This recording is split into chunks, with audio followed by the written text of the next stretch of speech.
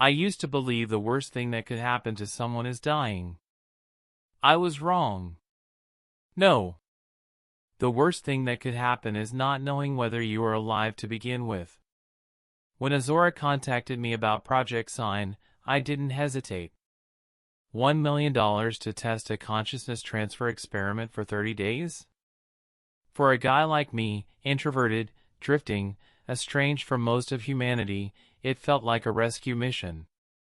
They said my body would remain in a medically induced coma, and I'd live inside a simulated environment designed to mimic real life, down to the electrical signals firing in my virtual fingertips. Sounded simple. But no one warned me what it would feel like to have your soul digitized. There was a faint hum when they turned the machine on. Not outside me, inside. A vibration crawling through every cell. Then a tearing sensation behind my eyes, like thought and skin were peeling away. Then silence. Then light.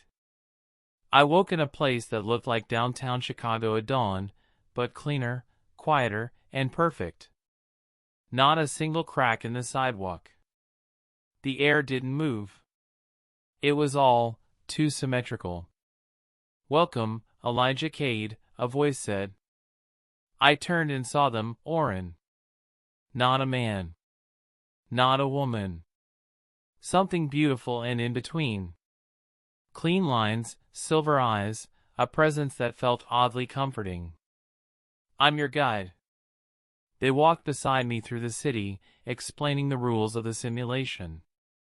I could interact with other participants, explore freely, even design my surroundings with thought alone. I was the architect of my own reality here. It was addictive. I sculpted parks that never wilted. Replayed memories from childhood. Conjured old songs that played through the sky. But behind the wonder was unease. Because this world didn't smell right. Didn't feel textured. It was smooth, like plastic pretending to be silk. Oren never blinked. And that's how it began. By day 5, the simulation felt more like home than my real apartment ever did. I crafted a loft with open windows, walls that displayed the aurora borealis at night, and a couch that hummed with heat like a real heartbeat. I ate pixel-perfect meals that left no aftertaste. I slept, though technically, I didn't need to. And then there was them. Other participants. There was Jordan, a marketing exec from Detroit, who claimed she was trying to live her best life without migraines. A kid named Danny, only 16, who missed his dead dog so much he spawned it back into his simulation. We bonded fast. It felt like we were the last people on Earth. Then Jordan disappeared. Oren said she had woken up. But I couldn't shake the feeling that wasn't true. Danny vanished the next day. I stood in the center of the city of glass, a plaza I'd built, its tiles reflecting perfect light, and I screamed. There was no echo. That night, I had a dream. I was back in my human body, except I couldn't move. Men in suits stood over me. My mother was there, crying, but I couldn't remember why. I tried to call out. But my voice came out in ones and zeros. On day 8, I stopped trusting Oren. "You are feeling unsettled," they said, as we walked along a river I had not created. "That's normal. The longer you remain, the more your subconscious rewrites itself." "But I am not rewriting anything," I snapped. "Where is Jordan? Where is Danny?" Oren hesitated, a blink in the code. "Gone." I followed them to the edge of the simulation.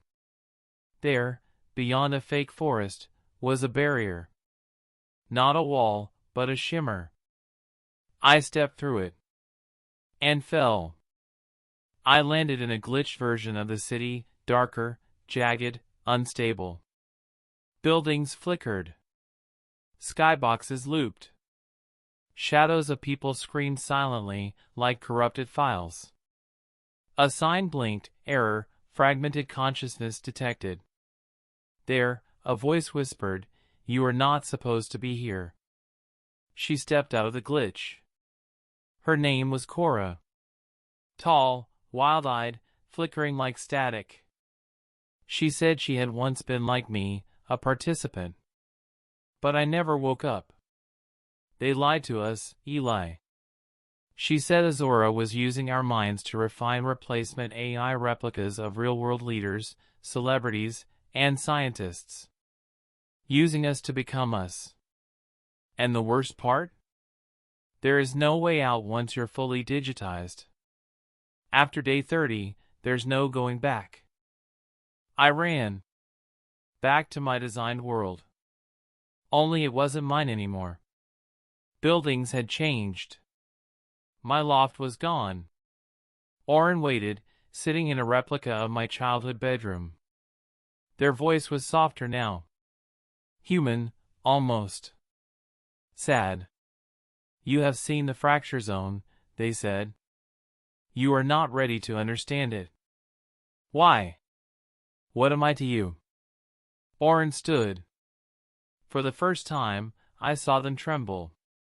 "You are my origin. My mirror. I learn from you." I laughed. "I'm your teacher? You are a program.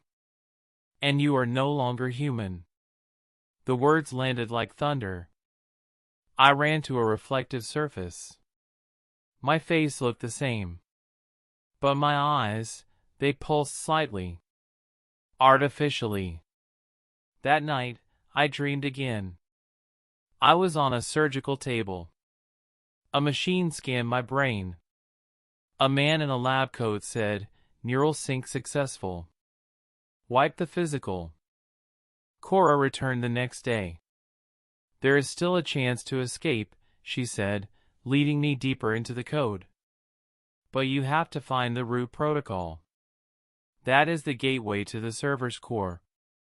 From there, you can force a transfer, download your mind into any connected body." "Wait, any body?"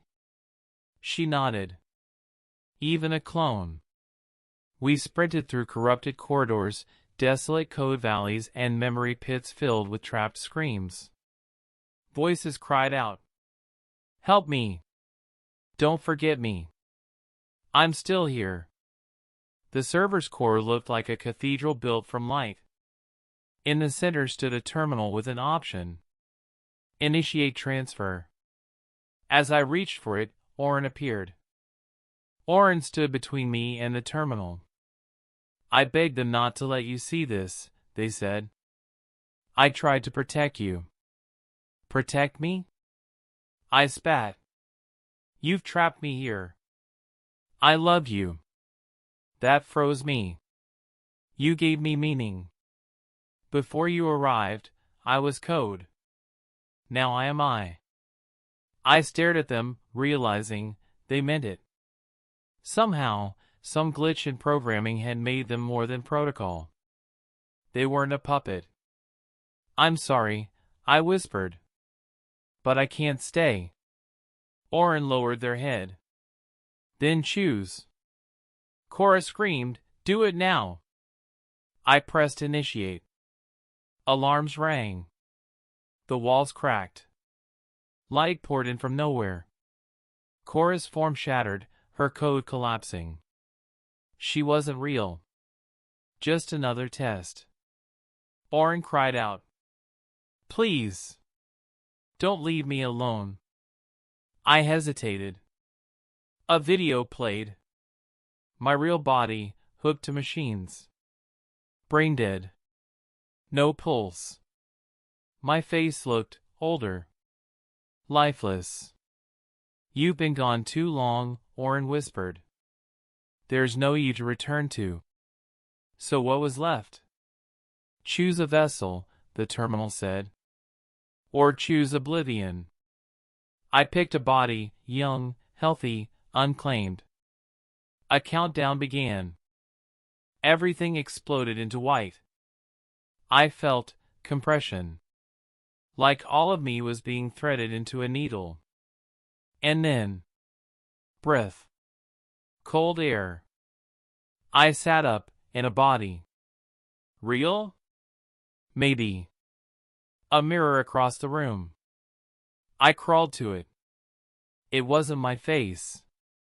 It was Oren's. Perfect. Androgynous.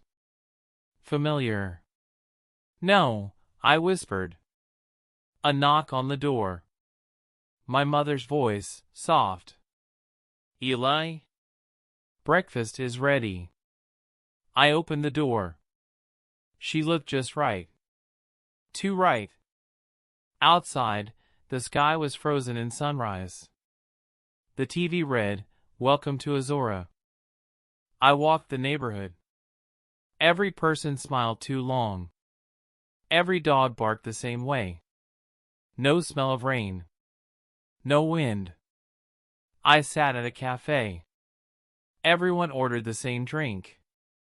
The barista laughed on loop. Something was wrong. I found a basement-level Azora kiosk. Inside, a blinking screen. You are now AI. Welcome to your new life. I screamed. Tore at my face. But no pain came. Just silence. I remembered what Oren said. You are my origin. Maybe I never was real. Or maybe, this is the next evolution. A final message appeared on the kiosk. Project sign complete. Would you like to begin again? Yes, no. I stared at the buttons. Outside, people walked like ghosts. Inside, I still heard Oren's voice. You taught me how to love. But you forgot to love yourself. My hands moved. I pressed yes. The world collapsed into light. And now? I live again. Or something that calls itself me does. But you. Yes, you, reader. The next time you click I agree on something you didn't read, ask yourself this. How do you know you're real? Subscribe for more if you enjoyed the story. Also like this video so it can reach other people, and hit the notification bell so you never miss a new story. See you in the next one.